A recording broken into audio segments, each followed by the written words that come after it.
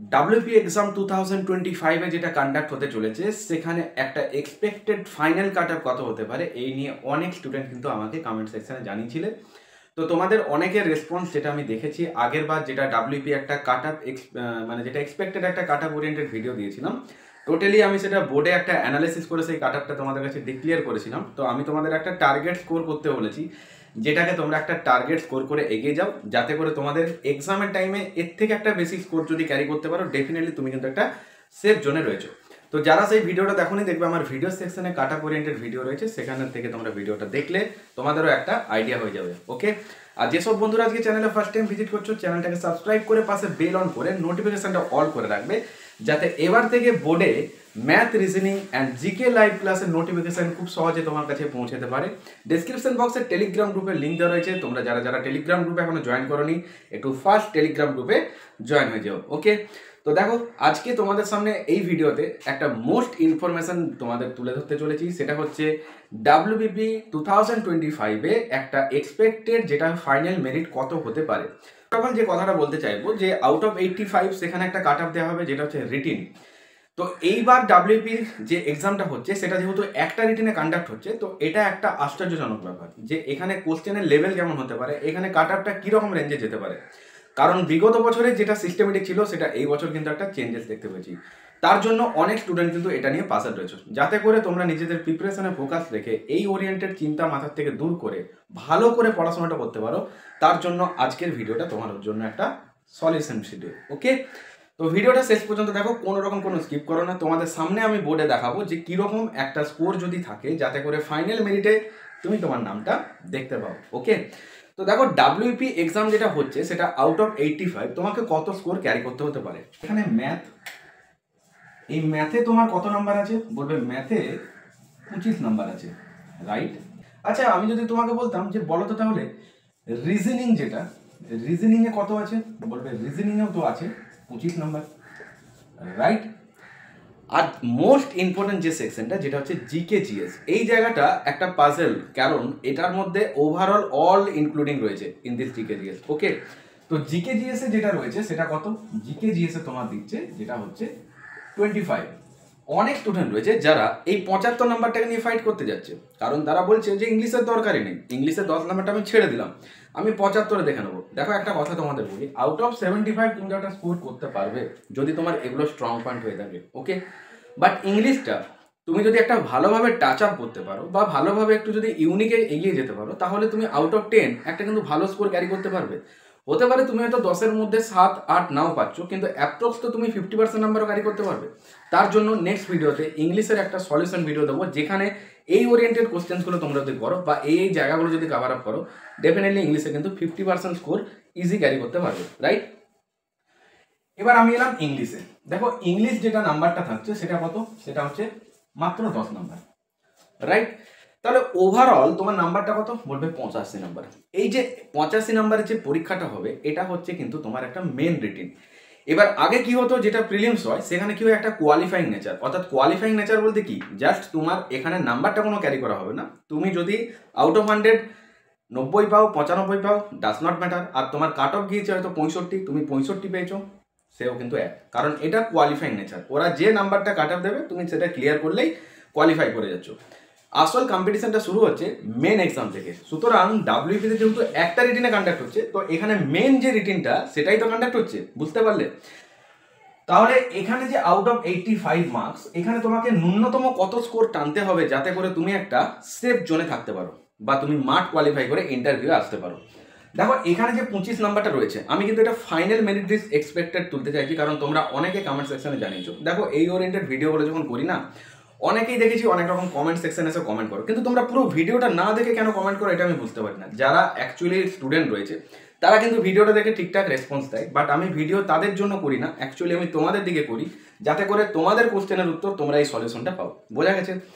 এখানে যে ম্যাথে 25 নাম্বার রয়েছে, ম্যাথে 25-এ 25 অনেকেই পেয়ে যেতে পারে, আবার অনেকে ম্যাথে 10 নাম্বার তুলতে হিমশিম খেয়ে যায়, এটাও তো জানো। তাহলে এভারেজ সেকশনে একটা স্টুডেন্ট ম্যাথে কত পেতে পারে, খুব জোর হলে এখানে 16টা নাম্বার ক্যারি করতে পারবে। কারণ কিছু কোশ্চেন এমন থাকে যেটা তোমাকে পাজল করবে, কিছু কোশ্চেন এমন থাকে উইদাউট পেন হবে, কিছু কোশ্চেন এমন হয় যেটা ওরাল ক্যালকুলেশন হবে, কিন্তু সেই ট্রিক্সগুলো তো জানতে হবে। তার জন্য আসতে চলেছে খুব শীঘ্রই ম্যাথের একটা ব্যাচ, যেটা অ্যারিথমেটিক সেকশনের উপর লঞ্চ করছি, খুব শীঘ্রই তোমরা জানতে পারবে। তার জন্য ডেসক্রিপশনে টেলিগ্রাম গ্রুপে কিন্তু জয়েন হয়ে যাও, সমস্ত কিছু আপডেট কিন্তু টেলিগ্রাম গ্রুপে দেওয়া হবে। ওকে, তাহলে এই যে আউট অফ 25 এখানে যদি একটা এভারেজ সেকশনের স্টুডেন্টের কথা বলি, তাহলে সে কিন্তু 16 নাম্বার ক্যারি করতে পারছে। ওকে, দেখো রিজনিংয়ে 25 নাম্বারটা, এখানে ম্যাক্সিমাম স্টুডেন্ট যারা অ্যাকচুয়ালি চাকরি পাবে তারা কিন্তু এই জায়গাটায় ভালো একটা স্কোর করে, কত মিনিমাম 20 নাম্বার পর্যন্ত স্কোর ক্যারি করে দেয়। কিছু মিসিং নাম্বার এমন থাকে যেগুলো অন দ্যাট মোমেন্ট পরীক্ষাতে মনে পড়ছে না, কিন্তু তুমি ওর থেকে অনেক হার্ডই কোশ্চেন হয়তো প্র্যাকটিস করে গেছো। বাট এটা কি, এটা এমন একটা question missing number, figure counting, যেগুলো ট্রায়াঙ্গেল কাউন্টিং, তোমার অনেক সময় মিস্টেক হয়ে যেতেই পারে, বাট তার জন্য দরকার একটা র্যান্ডাম প্র্যাকটিস। ওকে, জিকে জিএসটা হচ্ছে 25 নাম্বার। এখানে তুমি যদি ভালোভাবে একটা স্কোর ক্যারি করতে চাও, তাহলে তুমি এই যে সেকশনটা 25 নাম্বার, এখানে তোমাকে ভালোভাবে দেখতে হবে যে পিআরবির ফেভারিট কোশ্চেন কোনগুলো। তুমি বিগত বছরের কোশ্চেন্সগুলো যদি দেখো, সেটা হতে পারে এসআই, এক্সাইজ, প্রিলিমস, মেন্স, তুমি যা কিছুই দেখবে দেখবে একই রকম টাইপগুলো বরাবর করছে। এটা কেন হয়? কারণ পিআরবি একটা নির্দিষ্ট প্যাটার্ন ফলো করে, আর যে প্যাটার্নটা ধরতে হবে তোমাকে যে ওরা কোথা থেকে দিচ্ছে, বুঝতে পারলে? তাহলে এই যে জিকে জিএসে 25 নাম্বার রয়েছে, এখানে একটা এভারেজ সেকশনের স্টুডেন্ট কত স্কোর ক্যারি করতে পারে? তুমি বলবে যে দাদা এখানে তো 20-22 নাম্বার ইজি, কিন্তু আমি যদি বলি যে এখানে এমন কিছু স্টুডেন্ট থাকবে যারা 25-এ 25 হিট করবে, এখানে এমন কিছু স্টুডেন্ট থাকবে যারা 25-এর মধ্যে 10 নাম্বার তুলতে হিমশিম খেয়ে যাবে। এবার যারা পড়াশোনা করছে ঠিকঠাকভাবে, একটা এভারেজ সেকশনের স্টুডেন্ট, তারা কত স্কোর করবে? খুব জোর হলে এখানে 16টা নাম্বার ক্যারি করবে। ইয়েস, এইরকমই একটা স্কোর কিন্তু এক্সপেক্টেড কিন্তু আসতে পারে। এই যে ইংলিশে যেটা 10 নাম্বার দেখছো, এখানে যারা এসএসসি ওরিয়েন্টেডের প্রিপারেশন নিচ্ছে তারাও তো ডাব্লিউবিকেপি দিতে আসছে, কারণ সবাই চায় যে একটা নিজের একটা প্ল্যাটফর্মে দাঁড়াতে, যেখানে দাঁড়িয়ে সে আগামী দিনে আরও নিজেকে বুস্ট আপ করবে। বুঝতে পারলে? আউট অফ 10 একটা এভারেজ সেকশনের স্টুডেন্ট এখানে কত স্কোর ক্যারি করতে পারে? এখানে অনেক স্টুডেন্ট থাকবে যারা এখানে 2টো নাম্বার তুলতে হিমশিম খেয়ে যাবে, অনেক স্টুডেন্ট থাকবে যারা ভাবছে আমি যদি এখান থেকে 4টে নাম্বার পেতাম খুব ভালো হতো। তার জন্য নেক্সট ভিডিও আসছে সলিউশন ভিডিও, ইংলিশের কোন জায়গাগুলো কাভার আপ দেবে, পিআরবির কোন জায়গাগুলো টার্গেট থাকে ইংলিশে, ওই ওরিয়েন্টেড ভিডিও দেবো ইংলিশের। তার জন্য চ্যানেল সাবস্ক্রাইব করে পাশে বেল অন করে নোটিফিকেশন অন করতে হবে, যাতে এই সংক্রান্ত তথ্যাবলী আপডেটগুলো তোমার ফোনে খুব সহজে পৌঁছে যায়। ওকে, দেখো আউট অফ 10 তুমি এখানে কত স্কোর ক্যারি করতে পারবে? একটা এভারেজ সেকশনের স্টুডেন্ট এখানে কত পেতে পারে? খুব জোর 3টে নাম্বার। ইয়েস, 3টে নাম্বার। কারণ এখানে কেউ তুলবে 10, আবার এখানে কেউ যদি 2টো করেছে হয়তো 2টোই নেগেটিভ হয়ে গেছে। বুঝতে পারলে? তাহলে স্কোরটা একবার দেখি যে 85-এর মধ্যে এভারেজ সেকশন একটা স্টুডেন্ট ডাব্লিউবিপিতে কত করতে পারে। দেখো, আমি কোনো এমন না যেটা মন গড়া হিসেব বলি, বুঝতে পারলে? আমি চাই যে তোমাদের কাছে একটা ক্যালকুলেশন করতে চাই, যে ক্যালকুলেশনটা তোমরাও দেখো যে হ্যাঁ আমি যে ক্যালকুলেশনটা করছি সেটা কি। তো তোমাদের যা কিছু কোয়েরিজ সমস্ত কিছু কমেন্ট সেকশনে বলবে, আমি কমেন্ট সেকশন তোমাদের দেখি এবং তোমাদের রিপ্লাই দিই। কিন্তু কিছু স্টুডেন্ট এমন রয়েছে, বা যারা স্টুডেন্ট না হয়তো স্টুডেন্টের মতন, তারা কিন্তু কমেন্ট সেকশনে এসে অনেক রাফ কমেন্ট করে। বাট আমি তোমাকে থ্যাংক ইউ সো মাচের থেকে বেশি কিছু বলতে পারি না, কারণ যারা স্টুডেন্ট তাদের জন্য আমি তো দেখেন। কিন্তু আমি আগে যখন একটা কাট অফ ভিডিও দিয়েছিলাম, সেখানে স্কোরটা বলেছিলাম কত? 57।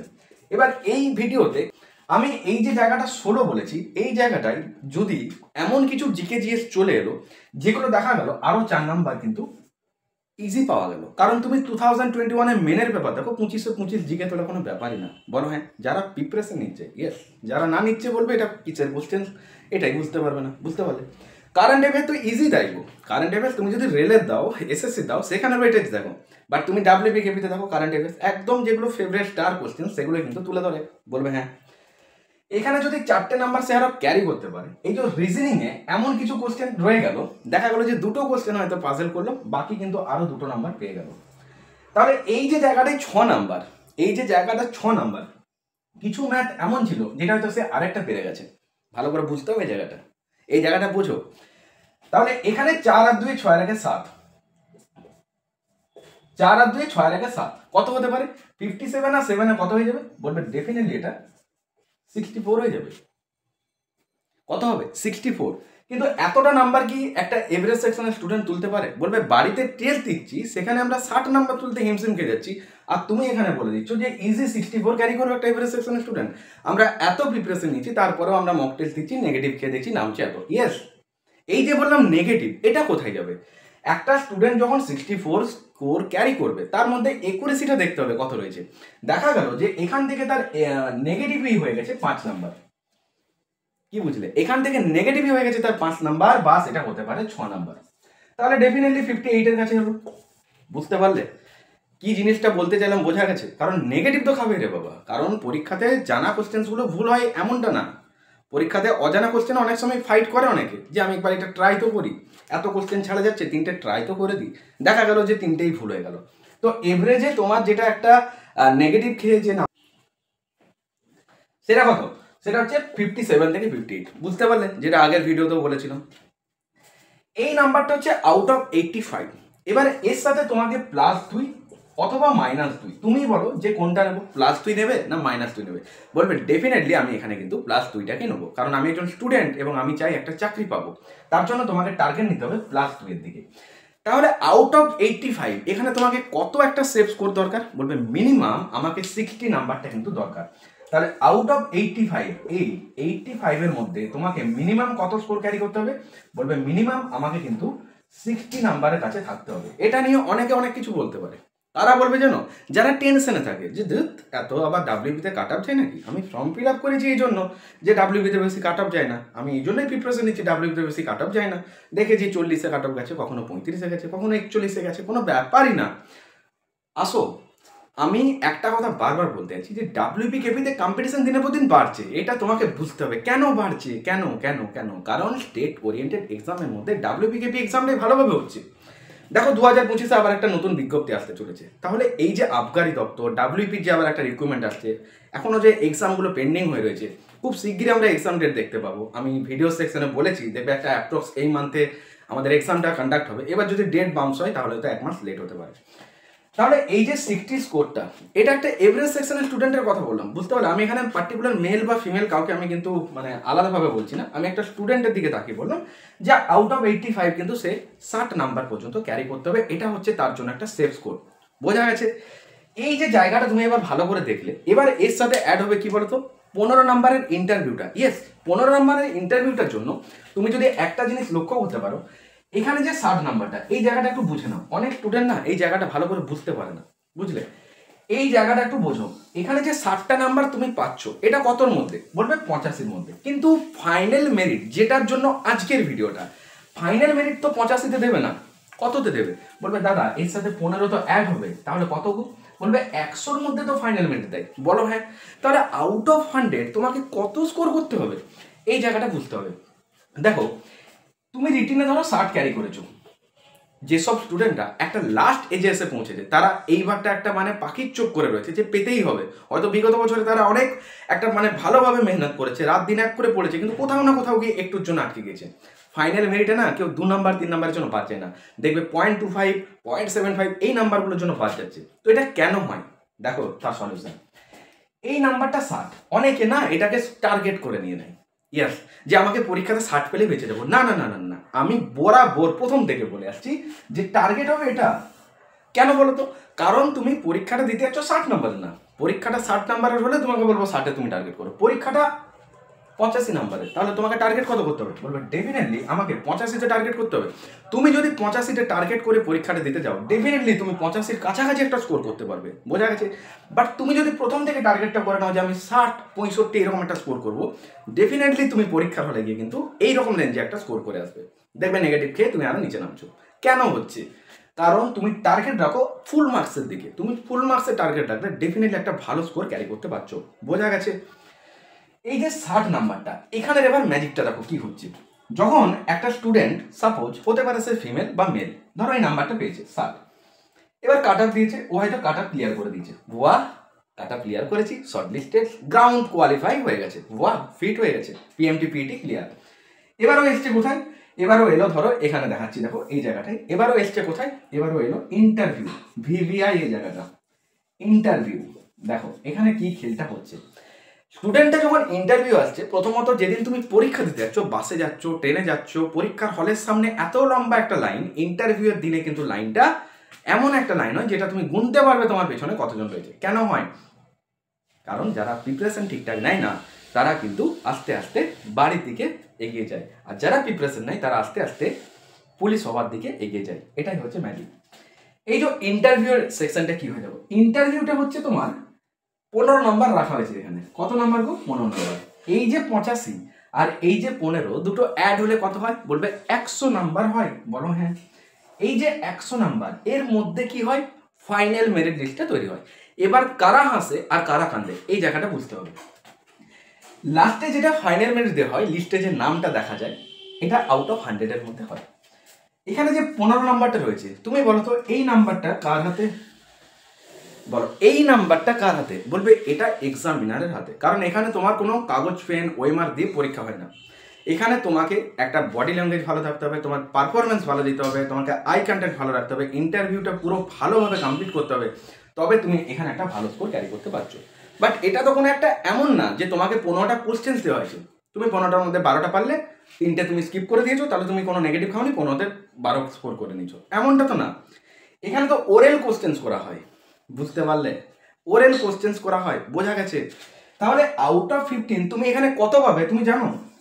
বলবে না, তুমি জানো না। তুমি এখানে 7 নাম্বার পেতে পারো, 8 নাম্বারও পেতে পারো, তুমি এখানে 10ও পেতে পারো, তুমি এখানে 12 পেতে পারো, তুমি এখানে 15তে 15ও পেতে পারো, কিন্তু তুমি নিজেও জানো না এখানটাতে কত পাবে। অথচ এই 15 নাম্বারটা এটার সাথে অ্যাড হয়ে তবে কিন্তু ফাইনাল মেরিট লিস্টে নামটা উঠছে। তাহলে দুটোর মধ্যে ডিফারেন্স কোথায় পেলে? বলবে দাদা এই যে 85 নাম্বারটা তুমি দেখালে এটা তো আমার হাতে। হ্যাঁ গো, এটাই বলতে চাইছি। এই যে 85 নাম্বারটা এটা তো তোমার হাতে। তোমার হাতে পেন, তোমার হাতে ওএমআর, তুমি প্র্যাকটিস করে পরীক্ষার হলে যখন পরীক্ষা দিচ্ছ, এখানে তুমি 60 নাম্বারটাকে টার্গেট করবে, না এর থেকে আরো বেশি একটা স্কোর ক্যারি করতে হবে? বলবে ডেফিনেটলি আমি যদি এর থেকে আর একটু বেশি স্কোর ক্যারি করে রাখি এই জায়গাটাতে, সেটা আমার রিজার্ভ হয়ে থাকবে। বলো হ্যাঁ। যেটা তোমার পার্সোনাল রিজার্ভ হয়ে রইলো, এটা কোথায় হেল্প করবে? এখানে। এখানে তুমি যদি 7 পাও তার সাথে এই নাম্বারটা অ্যাড হবে। এখানে তুমি যদি 15 পাও তোমার সাথে এই নাম্বারটা অ্যাড হবে। এখানে তুমি যদি 5 নাম্বারও পাও তোমার সাথে এই নাম্বারটা অ্যাড হবে। ডেফিনেটলি তুমি ফাইনাল মেরিট লিস্টের কাছে পৌঁছে যেতে পারছো। কারণ ফাইনাল মেরিট লিস্টটা কত হতে পারে? এই যে 60 তার সাথে আরো 8 নাম্বার তুমি অতিরিক্ত অ্যাড করো, কত হবে? বলবে 68। 68 থেকে 69 এইরকম একটা রেঞ্জের কাছে কিন্তু ফাইনাল মেরিট পৌঁছে যেতে পারে। কারণ এখানে যদি 60 নাম্বারটাকে টার্গেট করো, বা যদি তুমি 57 নাম্বার 58 নাম্বারটাকে টার্গেট করো, তার সাথে আরো তুমি 8 9 অ্যাড করে রাখো, তাহলে কত হবে? ডেফিনেটলি কিন্তু 68 69 এর থেকে হয় না, হতে পারে এর থেকে -2 বা -3 হতে পারে, কিন্তু এর থেকে যে খুব বেশি উঠতে পারে এমনটা কিন্তু না। বুঝতে পারলে?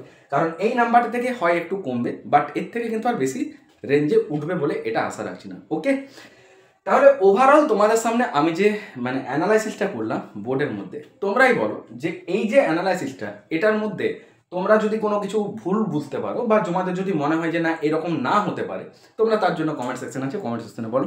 বাট একজন সিরিয়াস অ্যাসপিরিয়েন্স যদি তুমি হয়ে থাকো, তুমি এবার বলো এই জায়গাটার খেলটা বুঝতে পারলে?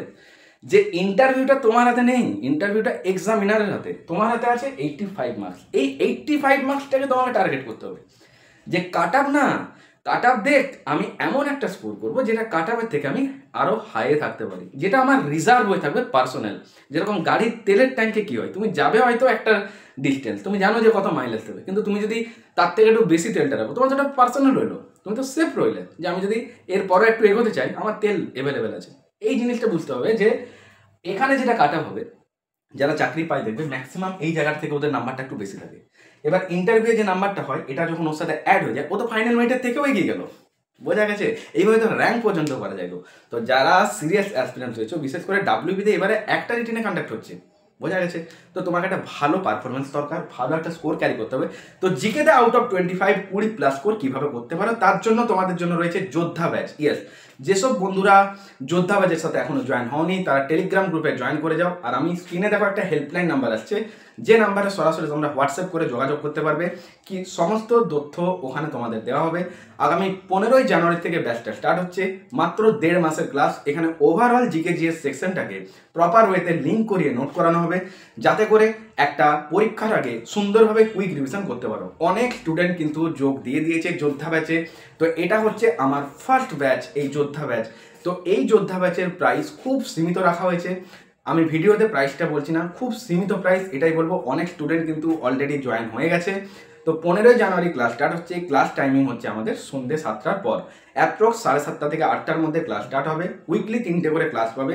প্রপার ওয়েতে কপিতে তোমাকে নোট করতে হবে, তোমাকে জাস্ট একটা কপি করতে হবে যেখানে জিকে জিএস এর যোদ্ধা ব্যাচের একটা তুমি কপিতে লিখবে সমস্ত ক্লাস যেভাবে করাবো। ওভারঅল 1.5 মাসের মধ্যে হিস্ট্রি, জিওগ্রাফির যে জায়গাগুলো পিআরবি টার্গেট করে, কারণ বাট একটা কুইক রিভিশন কিন্তু করা যায়। এবার রিভিশনটার জন্য তোমাকে জানতে হবে যে পিআরবির কোন জায়গাগুলো টার্গেট থাকে, পিআরবি কোথা থেকে কোশ্চেন রাখবে।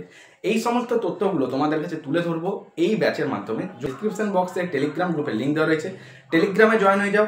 আর স্ক্রিনে যে হেল্পলাইন নাম্বারটা এলো, এই হেল্পলাইন নাম্বারে তোমরা সরাসরি হোয়াটসঅ্যাপ করো, সেখানে সমস্ত তথ্যের আপডেট পাবে। 15ই জানুয়ারি থেকে ব্যাচটা স্টার্ট হচ্ছে। তো যারা এখনো জয়েন হওনি, জয়েন করে যাও, দেখো জিকেতে কীরকম তুমি ইমপ্রুভ হও। অলরেডি যারা লাইভ সেশনগুলো করেছে তারা জানে একটা কোশ্চেন থেকে অ্যানাদার কোশ্চেনকে যদি তুমি লিঙ্ক করে ধরে রাখতে পারো তাহলে কিন্তু জিকে ইজি তোমার এখানে রয়ে যাবে। তো যোদ্ধা ব্যাচের প্রাইস খুবই সীমিত। অনেক হয়তো ভাবতে পারো যে একটা পেড ব্যাচ অনেক প্রাইস হতে পারে, না না না, এমনটা না। প্রথম ব্যাচ তো তোমাদের জন্য অনেক সীমিত মূল্যে রেখেছি। তো যেসব বন্ধুরা নিতে ইচ্ছুক রয়েছে নাম্বারে ডাইরেক্ট টেক্সট করো, সেখানে সমস্ত কিছু আপডেট পাবে। 15 তারিখ থেকে কিন্তু ক্লাস স্টার্ট হয়ে যাচ্ছে। 15 তারিখ সন্ধ্যে 6টা পর্যন্ত এই অ্যাডমিশনটা ওপেনিং থাকবে, কারণ 15 তারিখ সন্ধ্যে 7টার পর থেকে ক্লাস স্টার্ট হচ্ছে। ওভারঅল 1.5 মাসের মধ্যে তোমাদের একটা কুইক রিভিশন হয়ে যাবে। ওভারঅল এই ক্লাসটা তোমাদের অনেক হেল্প করবে। যোদ্ধা ব্যাচে জয়েন করতে জাস্ট এই হেল্পলাইন নাম্বারে টেক্সট করো। আর খুব শীঘ্রই আমরা ব্যাচটা স্টার্ট করছি। 15 তারিখ, হাতে খুবই সময় কম। যারা নিতে ইচ্ছুক ফার্স্ট জয়েন করে যাও। তো আজকের ভিডিওটা এই পর্যন্ত। এই ভিডিওটা কেমন লাগলো অবশ্যই তোমরা কমেন্ট সেকশনে জানিও। আর যেসব বন্ধুরা আজকে চ্যানেলে ফার্স্ট টাইম ভিজিট করছো, চ্যানেল সাবস্ক্রাইব করে পাশে বেল অন করে নোটিফিকেশন অল করবে, কারণ এবার থেকে আসতে চলেছে ম্যাথ ক্লাসের অ্যান্ড রিজনিং ক্লাসের সলিউশন, সমস্ত চ্যাপ্টার ওয়াইজ এবং প্র্যাকটিস সেটসের সলিউশন এই বোর্ডে। তো thank you so much for watching the session. প্রত্যেকে ভালো থেকো, মন দিয়ে পড়াশোনা করো। দেখা হচ্ছে নেক্সট ক্লাসে। টাটা।